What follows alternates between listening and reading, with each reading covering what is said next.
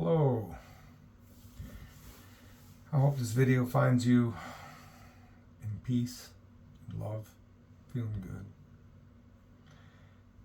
This video is going to be an informational video, and it's going to be timeless. This information needs to be shared, needs to be out there, needs to be in the world. We need to understand how our reality works in order to navigate it properly. So in this first video, I'm going to start with base consciousness, what's called the I am in the Bible. I am is a self-declaration of the Spirit of God within you. And whatever you say after I am becomes made manifest. It is the reality. You can forget who you are, what you are, where you are, but you can't forget that you are. This is consciousness in its purest form. And in this state, everything is all awareness. And then when you impress upon this state, when you impress upon the subjective mind what you want to experience, you say, I am Jason, for example, then you will make manifest all the things that is Jason. If you say, I am health, you are declaring health.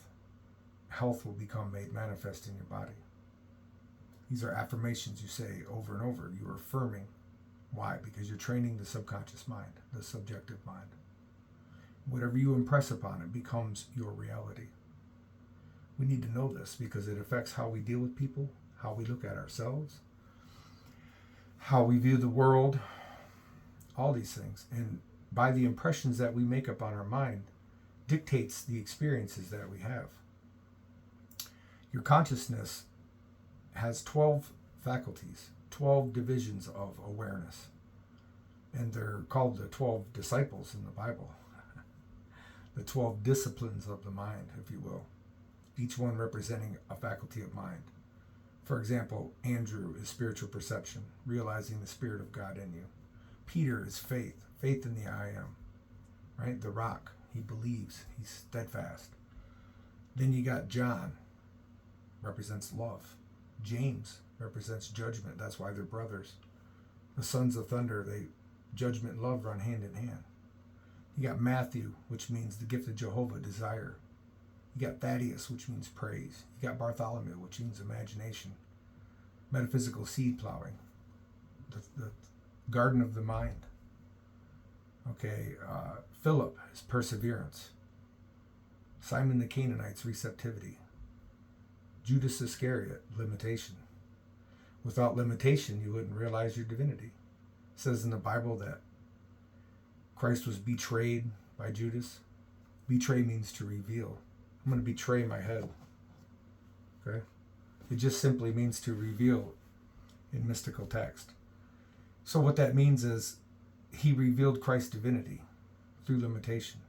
So when you experience a limitation in this world, money, health, whatever, you go and you ask the Father for it. Whatever ye ask believing, ye shall receive.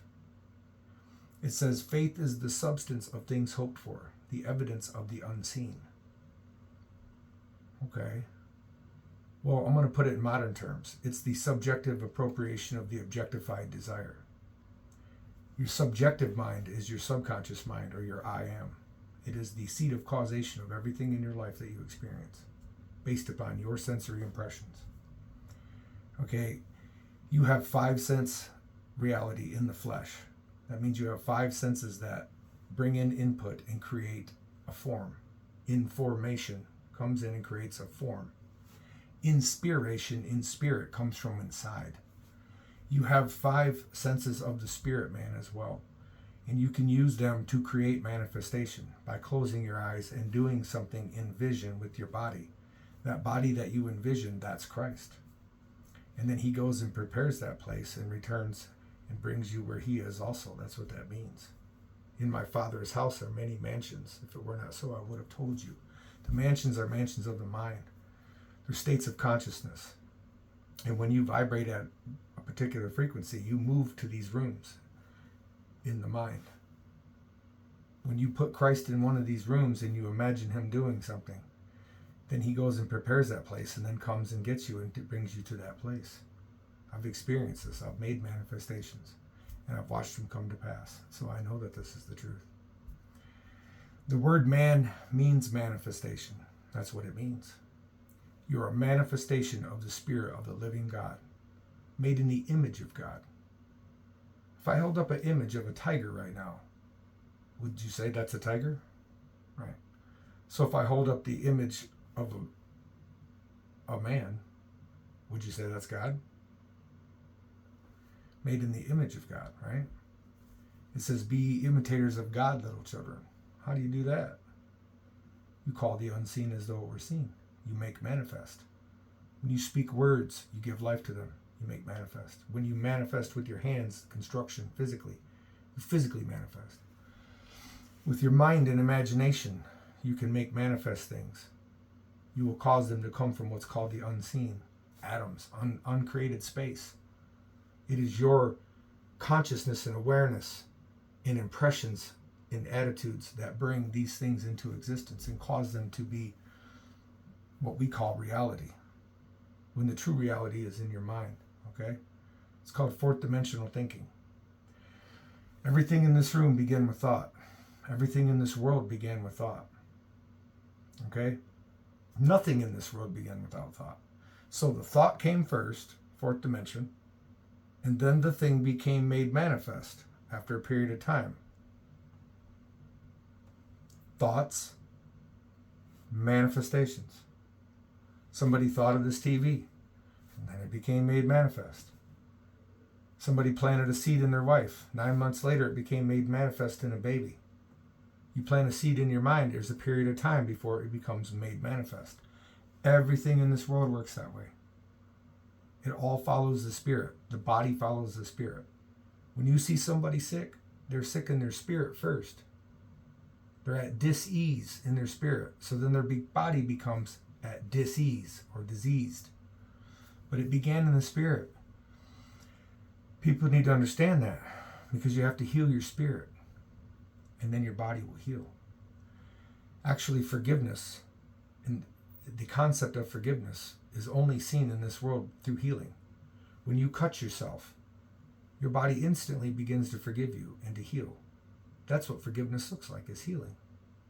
So when you don't forgive others and you don't forgive yourself, you're not allowing any healing. And that's why people who can't heal from their sicknesses and diseases and injuries, it's because they don't forgive themselves and other people. It's tied hand in hand. Everybody makes mistakes. Everybody falls short. That's how you find your ideal. Once you find your ideal, then you imagine that ideal. Imagine that you already are that. You create that reality in your mind, and then it comes to pass. It doesn't happen overnight. Some things happen overnight, but it happens over time by controlling the thoughts. The kingdom of heaven is in you. Christ is in you. Well, where's he at?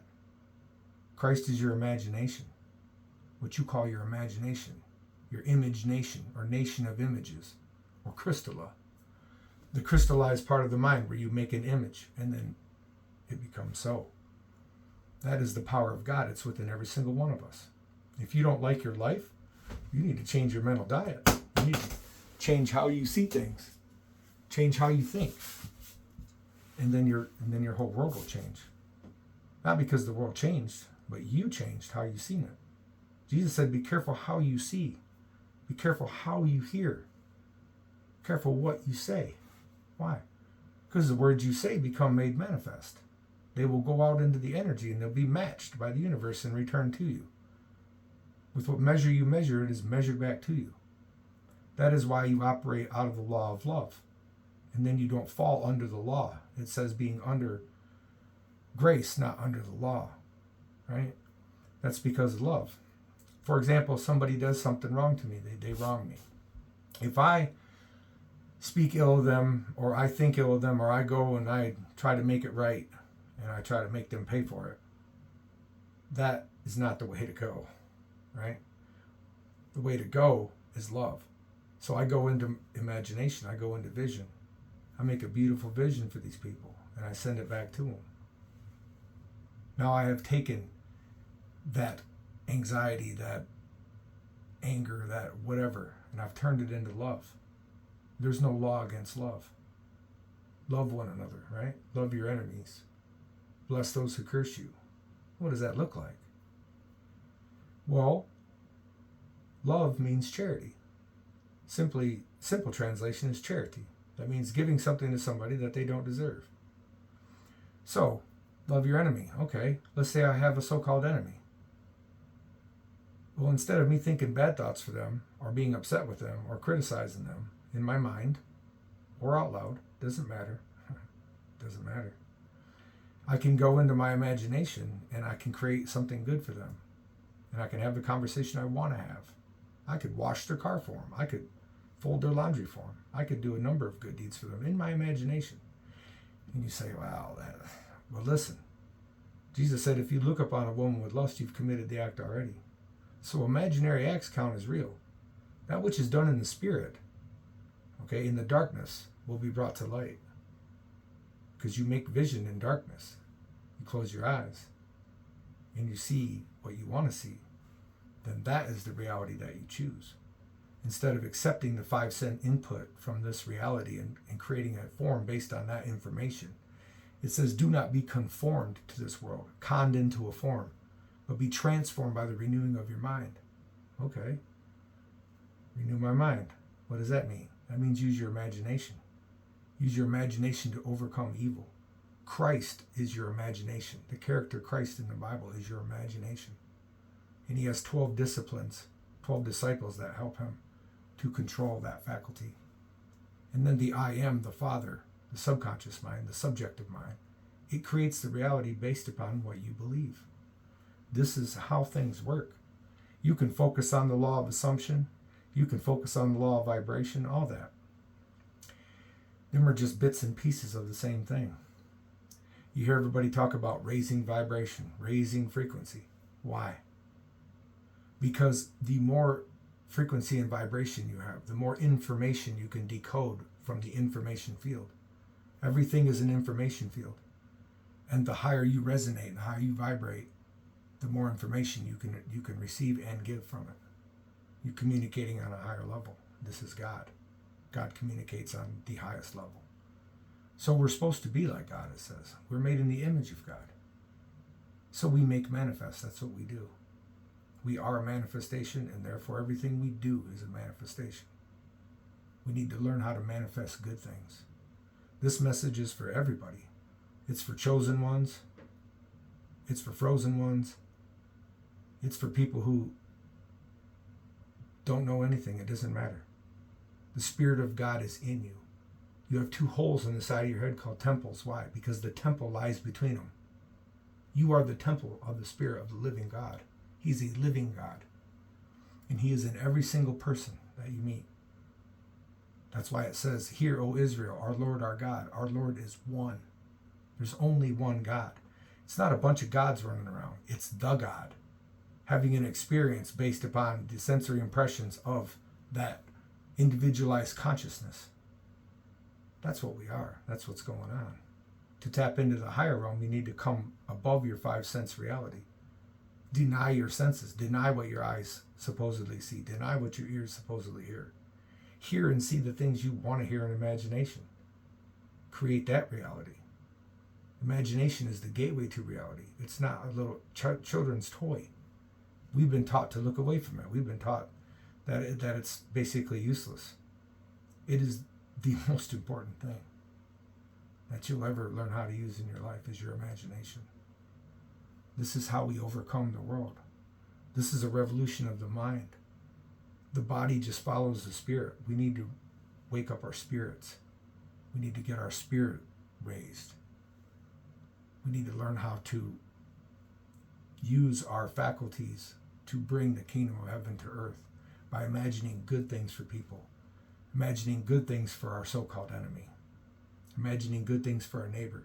See people in their ideal. See people the way that God created them. Don't look at them based upon your sensory impressions, because there'll be lies. They might be true at the moment, but they won't be true forever.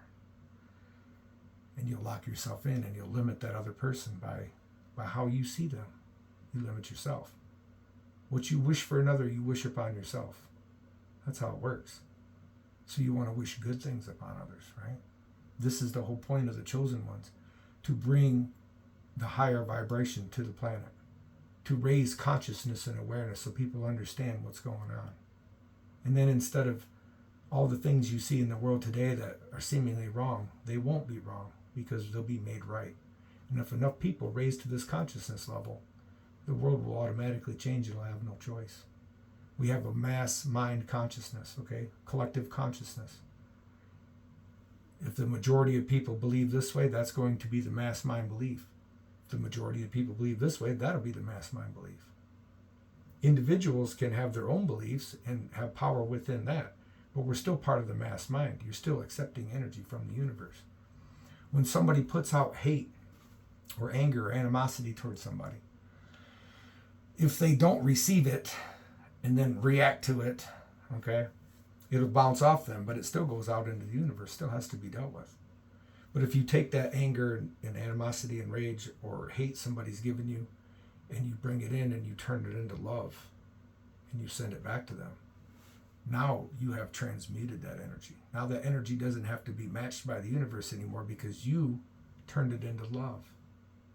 Love is the fulfillment of the law. You don't have to worry about the 10 Commandments if you're operating out of love because you're flying above them. It's the fulfillment of the law. The law actually is the law of manifestation. As a man thinketh, so is he.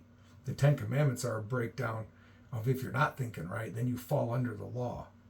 You don't even need that if you're operating out of love, which is goodwill and good things and good thoughts.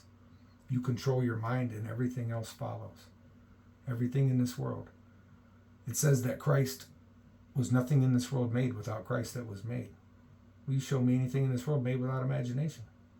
Because I'm here to tell you that your imagination is Christ. And your subconscious mind is the I am, or the Father. You are the spirit of the living God, having an experience based upon your impressions. So make your impressions good.